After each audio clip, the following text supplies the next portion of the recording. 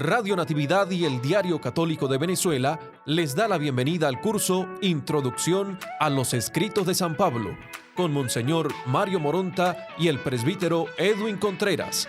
Este curso es avalado por la Universidad Católica del Táchira y el Instituto Universitario Eclesiástico Santo Tomás de Aquino.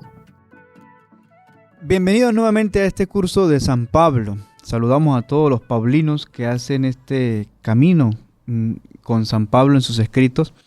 Y comenzamos hoy un nuevo módulo dedicado a los escritos de San Pablo. Es decir, hoy entramos realmente a las cartas. Creo que uno de los grandes objetivos que persigue este curso es poder leer las cartas de San Pablo. De nada tendría sentido si hacemos el curso pero no leemos las cartas de San Pablo, ni cómo piensa San Pablo, cómo se expresa y cómo da sus enseñanzas.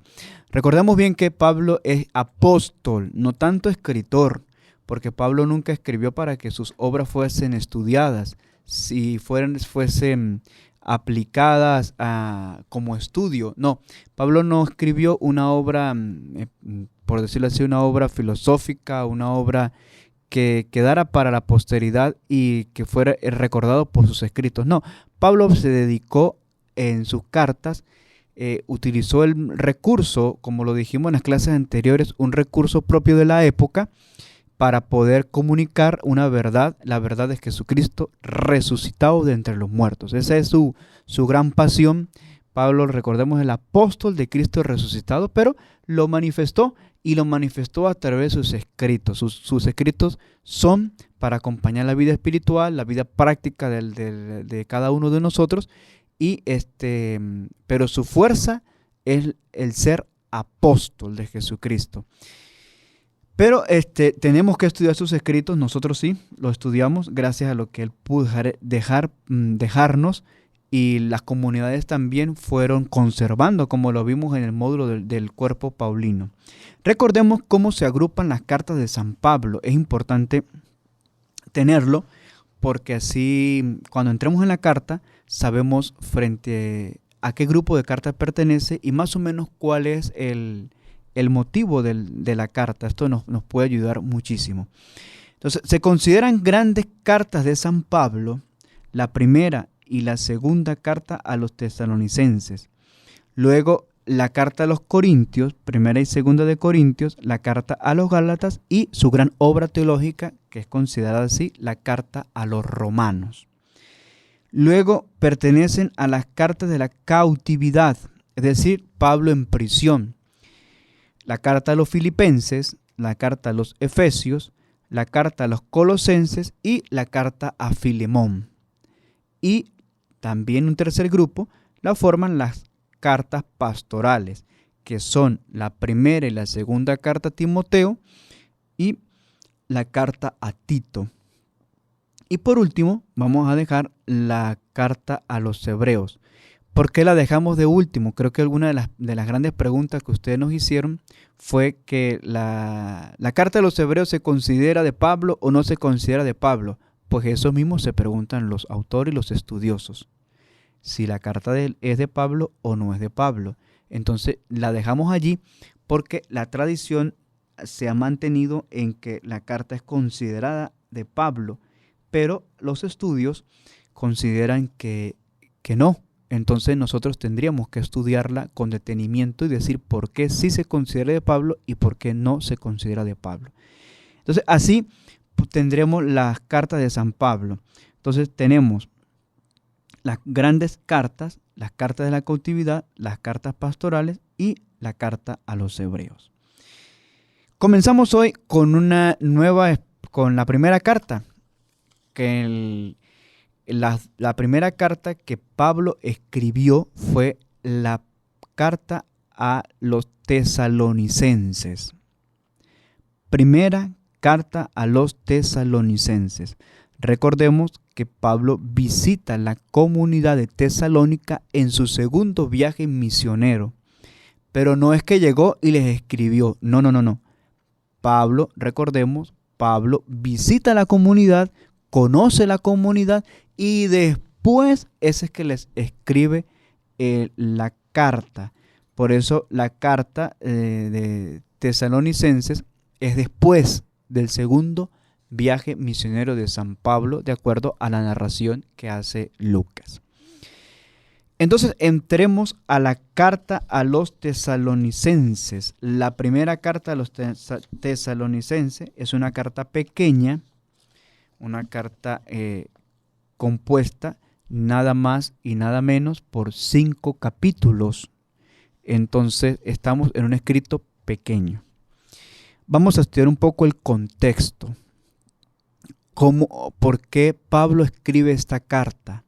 Para eso vamos a estudiar un poco cómo se vive en Tesalónica, antes de entrar en el escrito propiamente. La primera carta a los tesalonicenses es el escrito más antiguo de la Sagrada del Nuevo Testamento y al mismo tiempo se considera como la primera carta de Pablo. Entonces, una cosa bellísima es que esta carta, estamos en el primer escrito del Nuevo Testamento y al mismo tiempo la primera carta que escribe San Pablo. Recordemos que dijimos en las clases anteriores que Pablo se adelanta a la composición de los evangelios. En este momento las comunidades están y los evangelistas están elaborando hasta ahora el evangelio, y los evangelios, recordemos que se empiezan a escribir por los momentos finales, es decir, por lo que la pasión, la muerte y la resurrección. Y después se forman los milagros y después las introducciones a los evangelios. Entonces, mientras los evangelistas están discutiendo, y entre ellos, vamos a decirlo así, están planificando cómo se escribe el evangelio, una de las obras que pueden ayudarles a entender y comprender este movimiento de los evangelistas es una obra de José Luis Sicre, Satán contra los evangelistas. Allí José Luis Sicre demuestra ese actuar de los evangelistas para realizar el evangelio. Bien, entonces mientras ellos están conformando el evangelio, Pablo se adelanta porque ya había hecho el segundo viaje misionero y encuentra las necesidades de Tesalónica. Entonces, la carta está escrita en un tono fresco, familiar, cargado de entusiasmo y valentía para animar a la reciente comunidad fundada. Pablo, en la euforia de las buenas noticias recibidas por parte de Timoteo, escribe con verdadera alegría al ver la fe resplandeciente que se vive en la joven comunidad, la práctica del amor entre los creyentes y la perseverancia que han logrado en las pruebas. Pablo en su carta lo va a hacer saber. En su segundo viaje misionero es expulsado de Tesalónica por la comunidad de los judíos. Allí él se va, recordemos, a Berea y de Berea a Atenas. Y en Berea él le pide a Timoteo que vuelva a Tesalónica y se verán en Atenas. Cuando Timoteo llega a Atenas, él recibe estas buenas noticias de la comunidad de Tesalónica y Pablo se emociona con esta comunidad y decide escribirles. La carta no se concentra en temas doctrinales ni en la corrección de errores, sino en una amplia recomendación de seguir creciendo en la fe, de mantenerse firmes en la misma fe y de un deseo grande de la práctica de la caridad. Se siente el deseo de Pablo de ir a la comunidad pronto para contemplar lo que les hace falta en la fe. Sin embargo, no se ve preocupado porque los destinatarios son fieles y saben convivir.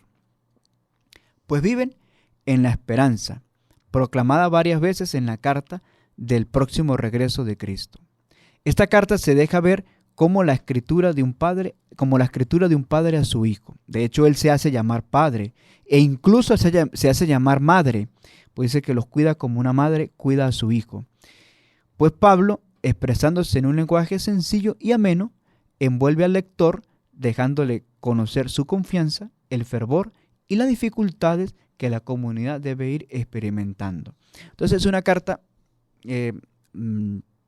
dirigida a una comunidad, pero que el lector la va a sentir como algo personal.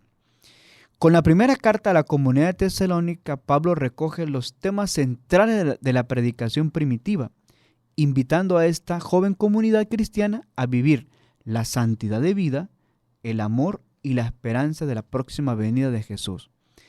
Esta carta presenta un interés especial en cuanto a que constituye el primer documento cristiano y luego de 20 años, después de los acontecimientos pascuales, nos permite encontrar los indicios de las formulaciones de fe en Cristo y medir la vitalidad de los comienzos del Evangelio. ¿Cómo es la ciudad de Tesalónica? Hablemos un poco de la comunidad de Tesalónica. En la primera carta a los tesalonicenses, capítulo 1, versículo 1, Pablo dice una realidad importante. A la comunidad de los creyentes en Tesalónica. A la comunidad de los creyentes en Tesalónica.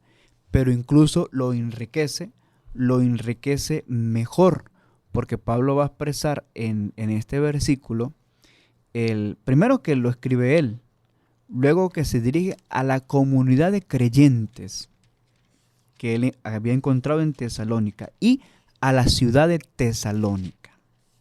Entonces vamos a concentrarnos en el primer capítulo, versículo 1 de la comunidad de la carta a los tesalonicenses. Pablo, Silvano y Timoteo, a la iglesia de los tesalonicenses, congregada en Dios Padre y en Cristo Jesús el Señor. Permanezcan con ustedes la gracia y la paz. Un hermoso saludo, como dijimos en la estructura de las cartas. Pablo, Silvano y Timoteo. Una carta escrita digámoslo, en forma conjunta. A la comunidad de los tesalonicenses, dirigida a una comunidad en específico, congregada en Dios Padre y en Cristo Jesús el Señor. ¿Por qué hago fuerza en este en? Porque nosotros lo vamos a estudiar ahorita más adelante, que una de las claves de interpretación de esta carta está precisamente en esta fórmula, congregada en Dios Padre y en Cristo Jesús. Y que la paz y la gracia permanezcan con ustedes. Un hermoso saludo para comenzar el estudio de una carta, ¿verdad? Bien. ¿Cómo es la ciudad de Tesalónica? Mantenemos la pregunta. La ciudad de Tesalónica al principio se llamaba Terme o Terma, es decir, fuente de agua caliente. Luego recibe su nombre Tesalonique, victoria contra Tesalia, por la fusión de las palabras Tesalia y Nike, victoria, nombre que se le dio a la hija del rey después de su victoria en Tesalia contra los tiranos de Feres. Esta ciudad de Tesalónica fue fundada en el 316-315 a.C. por el general Casandro de Macedonia, es decir, el hijo de Antipater, quien le dio el nombre de su esposa Tesalonique, una hermanastra de Alejandro Magno y la hija del rey Felipe II de Macedonia. Geográficamente, esta ciudad está situada en la parte norte de la actual Grecia, al este de Macedonia, en el fondo del Golfo Termaico, y está adosada a un anfiteatro de colinas, alzándose en la desembocadura de la llanura del río Galicos y Axios que vierten en dicho golfo. Por tanto, estamos hablando de una ciudad cerca del mar y por ende de una ciudad netamente comercial y por ello una ciudad sumamente importante para el mundo griego. Además gozaba de una vía de comunicación formidable, que era la vía Egnatia, que unía el mar Egeo con el Adriático, es decir, está uniendo casi Roma con Grecia, quedando así muy bien servida con vías romanas para la comercialización. Por esta razón se convierte en el principal puerto de Macedonia, sustituyendo al de Pela. Así la ciudad funcionó como centro de operaciones marítimas en Macedonia en la guerra entre Perseo y los romanos. Y cuando después de la batalla de Pigna, es decir, en el 168 a.C., los romanos dividieron el territorio conquistado en 4 distritos, Tesalónica se convierte en la capital de segundo de estos. Después de la organización de una sola provincia romana de Macedonia, es decir, en torno al 149 al 146, gozó del asiento de un gobernador por los romanos, y así prácticamente se convirtió en la capital de toda la provincia, gozando de los derechos comerciales y cívicos, como el de tener una propia moneda y la seguridad de parte del imperio. Así fue creciendo la comunidad.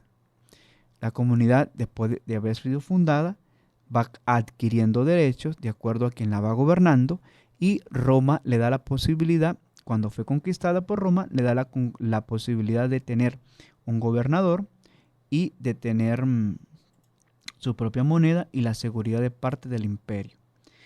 A partir del año 52 a.C., fue la sede de un procónsul, es decir, de un representante directo del Senado romano en las provincias orientales, pero no consiguió el título de ciudad libre. Es solo después de la batalla de Filipos en el 42 a.C., llegó a ser una ciudad libre administrada por magistrados o políticos que fungen como gobernadores de la ciudad.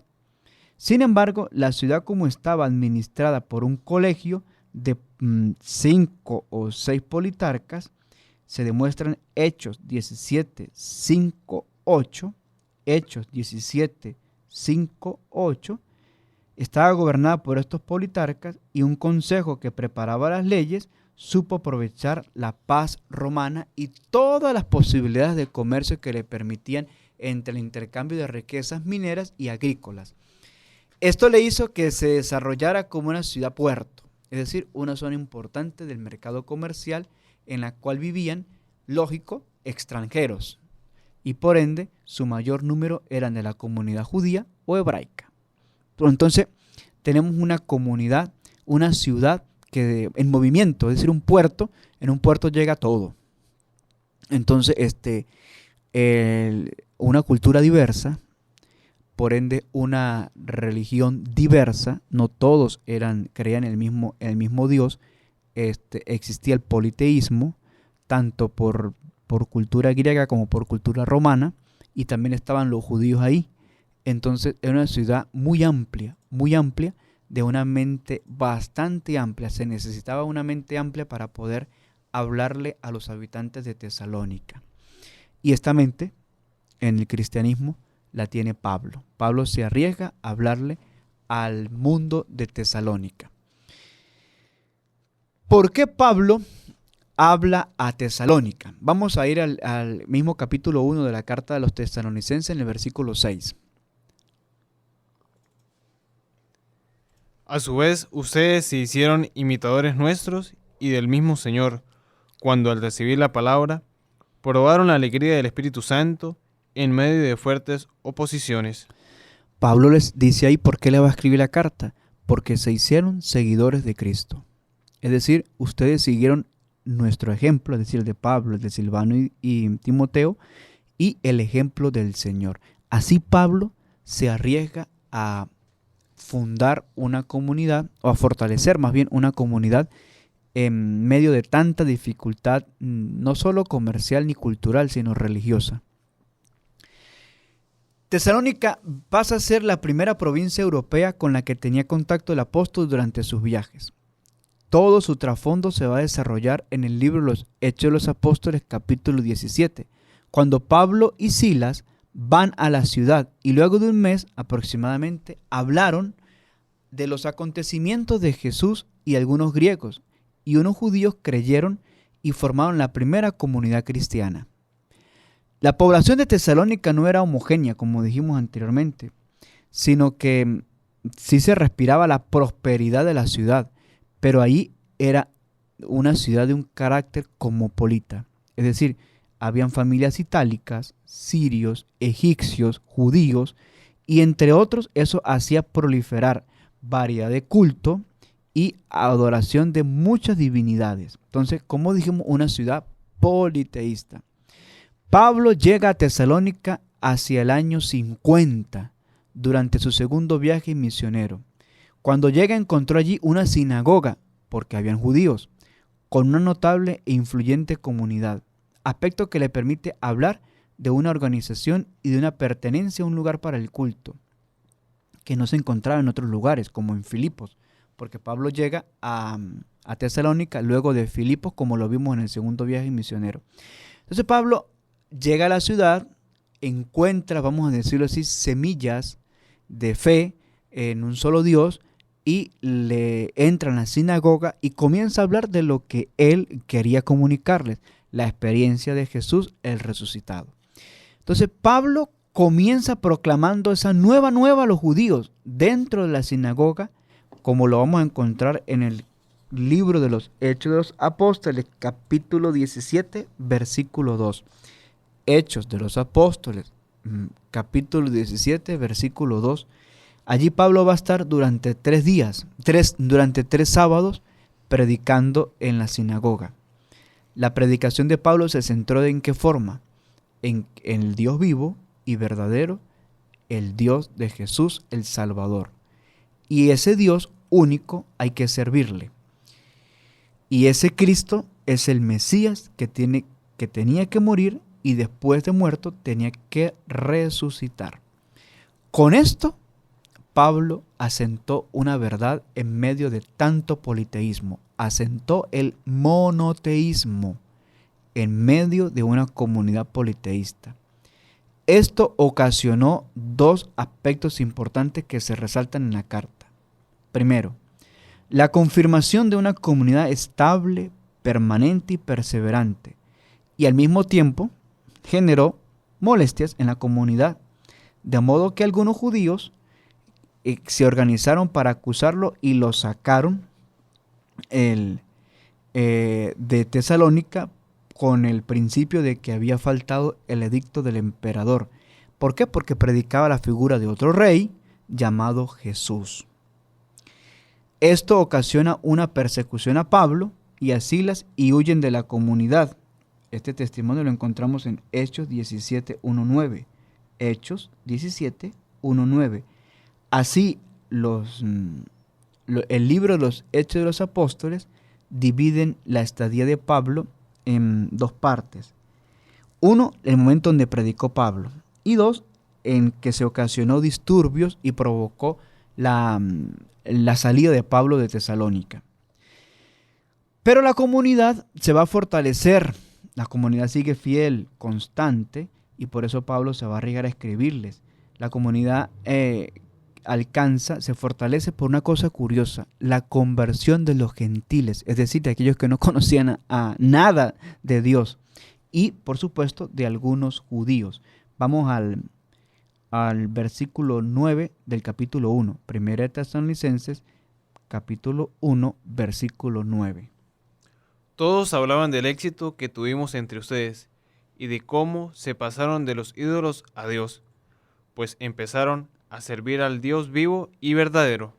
Entonces porque Pablo estaba emocionado, eufórico y con bastante énfasis en predicar el evangelio. Por eso, porque había manifestación de la fidelidad de los tesalónicos. Entonces Pablo es sacado de Tesalónica.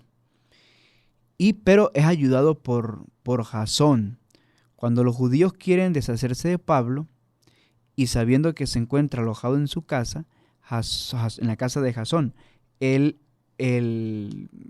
pues hace todo vamos a decir, una mediación política y paga es decir, la multa para poder sacar a Pablo, y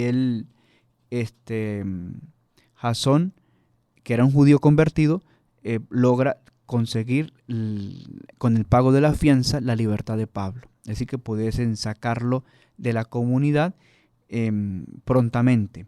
Pero aquella partida obligada, prácticamente vivida también en Filipos, hace que Pablo siga expresando el deseo de él mismo ir a la comunidad.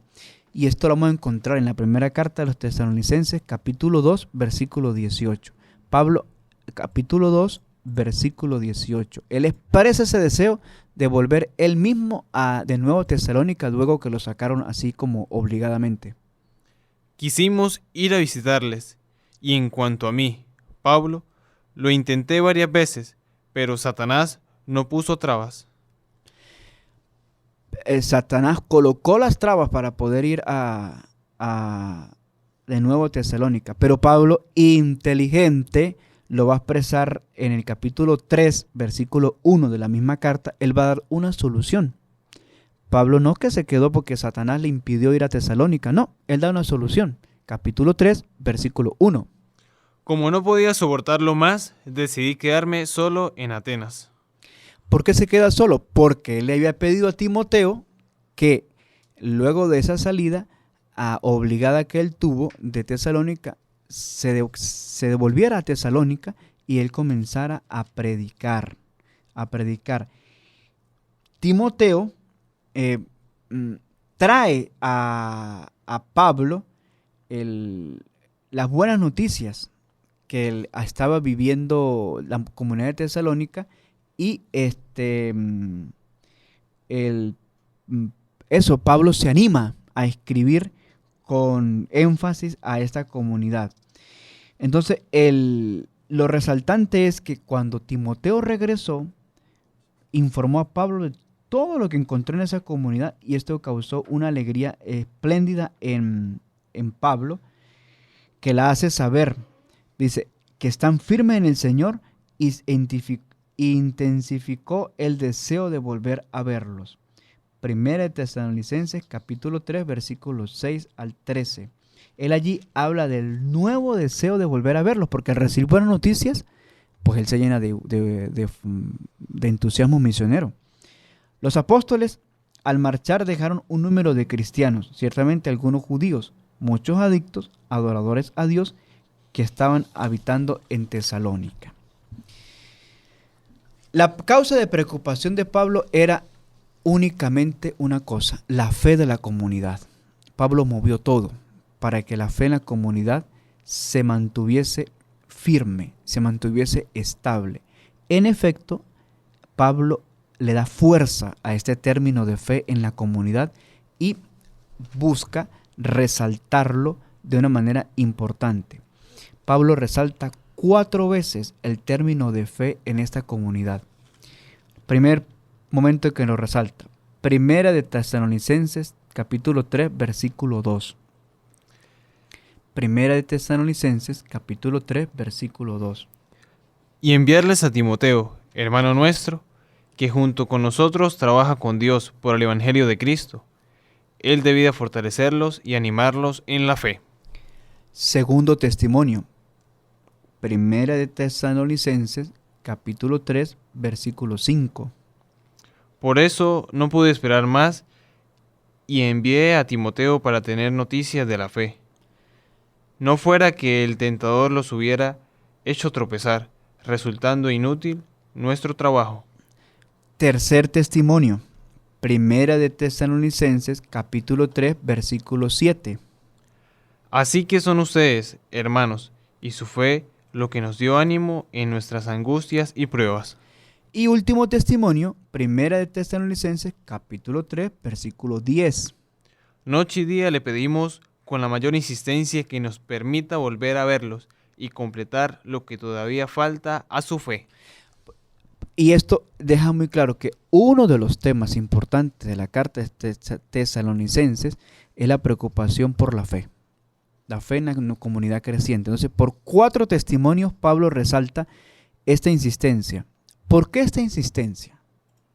Pablo conocía que entre los miembros de la comunidad se encontraba un grupo numeroso de origen pagano y el mensaje propuesto a ellos podía verse frágil, debido a que la entrada en la nueva fe no les había traído bendiciones materiales, sino que les había traído persecución. Y por esto podían recurrir al abandono de la fe o a la apostasía. Pero al recibir buenas noticias, Pablo agradece que su fe se mantiene viva, su amor es efectivo y que resisten por siempre al Señor. Pablo les emociona y les anima en esta experiencia, les entusiasma y les recalca eso, que su fe se mantiene viva, que su amor es efectivo y que resisten en el Señor, porque el que sigue el Evangelio tiene que sufrir algunos momentos duros en la vida. Entonces, así la carta se transforma en un consuelo y en una admiración por la fe de los tesalonicenses. Por esto no es una carta polémica, ninguna carta doctrinal, sino una carta llena de serenidad, de estima, de confianza y de ilusión en el porvenir. ¿Quién escribió esta carta?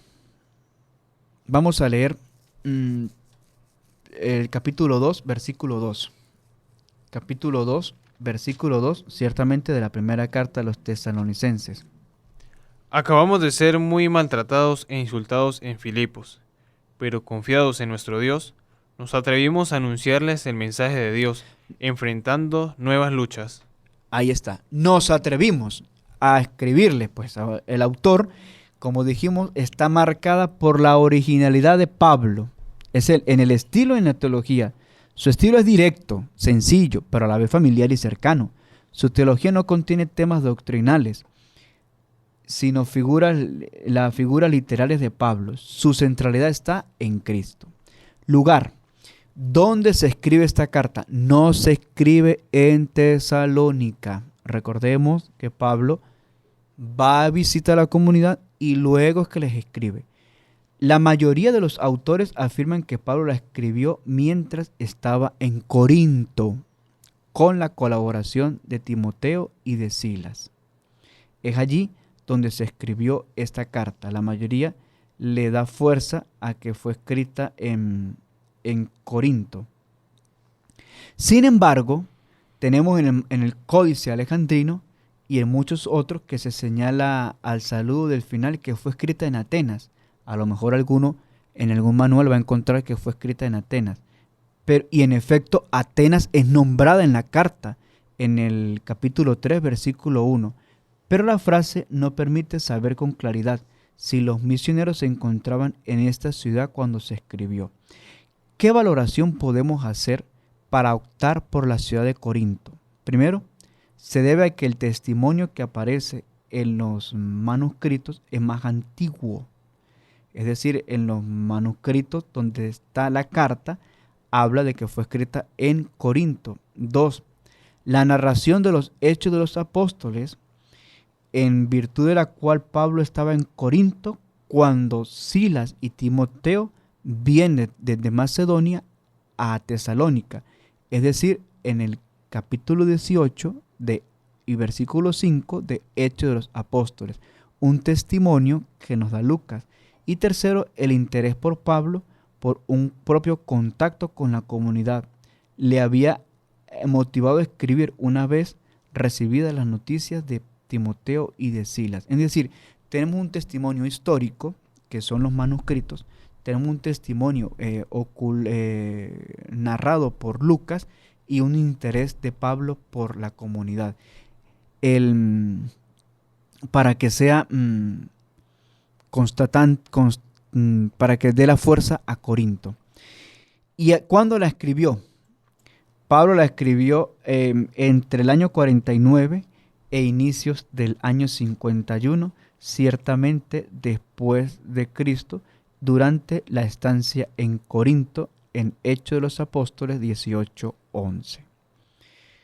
¿Cómo se organiza esta carta? ¿Cómo la podemos organizar? Esta carta la podemos organizar de la siguiente manera. Vamos a resaltar sus partes. En virtud del tiempo se nos va la cosa, ¿no? Entonces vamos a resaltar dos partes. Una parte se dedica como a los aspectos biográficos de Pablo, es decir, cómo comienza la carta en Tesalónica, las inquietudes de Pablo por la recomendación de la comunidad. Pablo les recuerda la comunión que debe existir entre ellos desde el momento de fundar la comunidad, y Pablo escribe la carta para celebrar la fidelidad de la comunidad. Entonces, y otra parte, una segunda parte que hace las recomendaciones por la venida del Señor. Es una carta con una visión escatológica. Entonces Pablo recuerda la importancia del trabajo, la importancia de que no se disminuyan como los demás, y sobre todo les resalta la importancia de ser hijos de la luz, que es un tema de San Pablo. Entonces, ¿cómo organizamos esta carta? Primero vamos a resaltar el saludo, un saludo que va desde el capítulo 1, versículo 1 al versículo 10. ¿Qué encontramos ahí? El saludo y la oración de gracias de la comunidad por parte de Pablo. Una primera parte es la misión de Pablo en Tesalónica, desde el capítulo 2 hasta el capítulo 3, versículo 13. Capítulo 2 hasta el capítulo 3, versículo 13. ¿Qué hay ahí? Los comienzos de la iglesia en Tesalónica y las inquietudes de Pablo. Y otra parte, la segunda parte, como dijimos, va desde el capítulo 4 hasta el capítulo 5, versículo 28. ¿Qué encontramos? Recomendaciones de Pablo y la venida del Señor. Recomendaciones en que trabajen, en que sean puros, en la manifestación que el Señor va a venir, y luego en que todos somos hijos de la luz. Y el saludo final que va al capítulo 5, versículo 25 al versículo 28. Así podríamos estructurar esta carta, las motivaciones que se ven y lo que Pablo manifiesta en esta comunidad. Los temas que encontramos. La denominación de Tesalónica como iglesia. Por eso en el primer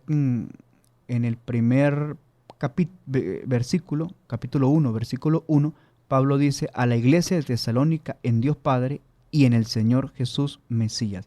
Ya el tema que se denomina Tesalónica como iglesia es un tema importante. La palabra iglesia ciertamente no es de origen cristiano. Pero la carta tiene un sentido eminentemente eclesial en todo su contenido. Es la primera vez que este término viene referido a una comunidad cristiana y de manera especial para designar a su destinatario. Por eso es importante, a la iglesia de Tesalónica. La existencia cristiana en Pablo destaca no solamente por creer en Cristo, sino también por sentirse comunidad o como iglesia. Entonces, cuando Pablo se dirige a esta comunidad, asume ciertamente una práctica de reunión que tenían los griegos, y Pablo le coloca todas las características del famoso cajal, es decir, los congregados en Dios. Y Pablo asume esa experiencia del cajal y lo determina iglesia, los convocados en Cristo. Entonces, al darle la denominación en Dios Padre y en el Señor Jesús, Pablo está haciendo una clave de interpretación importantísima. Primero, porque con esta preposición se le atribuye una unión íntima entre la iglesia y Dios. Es decir, la comunidad no se reúne por iniciativa propia, sino por iniciativa de Dios Padre y de Dios Hijo en el Señor Jesucristo. Por tanto, la causa, la preposición en Dios Padre y en el Señor Jesús es la causa por la cual se crea la comunidad. La iglesia se reúne en Dios Padre y en Dios Espíritu, en el Señor Jesús, porque es la causa de la reunión. Son los convocados por Dios Padre, no por sí mismo. Y esta es la importancia que desde ya la carta tiene un carácter eminentemente comunitario, eclesial. Es decir, es Jesús, es Dios Padre que llama, que convoca a los hombres para que se reúnan en su nombre. Un segundo tema que desarrolla la carta, que es importantísimo, es el destino de los que mueren y la venida del Señor. Por eso tiene un carácter netamente escatológico. Es decir, lo referencia a la venida del Señor. El Señor ya viene. El tema que permite reflexionar la realidad de la muerte. Pablo tiene que dar respuesta a los habitantes de Tesalónica que habían muerto y que dicen, bueno, estos murieron sin conocer a Cristo, estos murieron, ¿qué va a pasar con ellos? Y nosotros que conocemos a Cristo, ¿qué va a pasar con nosotros después de la muerte? Entonces Pablo da respuesta en el capítulo 5 a esta experiencia y lo llama el día del Señor. El día del Señor que vendrá como un ladrón en la noche, pero no los va a sorprender, porque son hijos de la luz y no de la oscuridad. La venida del Señor se plantea para los cristianos que mueren antes de que el Señor venga, debido a que se decía que estos no podían recibir la salvación con respecto a los que están vivos. Se interrogan, ¿cuál va a ser el destino de los que mueren cuando Jesús regrese? Ante esto Pablo les recuerda, ¿qué cosa? El anuncio. La muerte, la resurrección del Señor es un acontecimiento para todos, para vivos o para muertos, pero basados en la fe. Primera de Tesalonicenses, capítulo 4, versículo 14. De modo que cuando el Señor regrese, resucitará a vivos y muertos, porque la muerte no puede separarlos. Y las recomendaciones finales que da Pablo, que perturban la comunión, es otro tema principal. Recomendaciones de Pablo. Pablo invita a la comunidad a vivir en santidad y en el amor, a vivir una sana sexualidad, a vivir lejos de toda inmoralidad y a vivir que tienen que estar unidos a Dios. No pueden engañar a Dios con una doble vida o con un trabajo que se le imponga simplemente a algunos y todos no lo puedan hacer. Los cristianos deben distinguirse en la sociedad por su conducta y su ejemplo de vida, por las buenas relaciones interpersonales, por el amor a los pobres y el consuelo a los más débiles, porque son capaces de alejarse del mal. Los cristianos no viven en el mal y de manera especial viven por su alegría. Y la mayor recomendación de esta carta es vivir en la santidad, en el amor y la esperanza futura. Así podemos tener un esbozo simplemente de la primera carta a los tesalonicenses. Los animo a leer esta carta porque es bastante familiar, bastante bonita, bastante corta y con un contenido cristológico bastante interesante. Que Dios nos bendiga, que Dios nos permita seguir estudiando esta experiencia de San Pablo y nos comunicamos a través de los correos electrónicos www.diocesdesancristobal.online, intropablo@gmail.com y el 0424-784-7202 en el grupo de WhatsApp Areópago 3. Que Dios nos bendiga y que San Pablo interceda por cada uno de nosotros. Curso Introducción a los Escritos de San Pablo. Acceda a todo el material de las lecciones en www.diocesidesancristobal.online. Para más información, escríbanos al correo electrónico intropablo@gmail.com.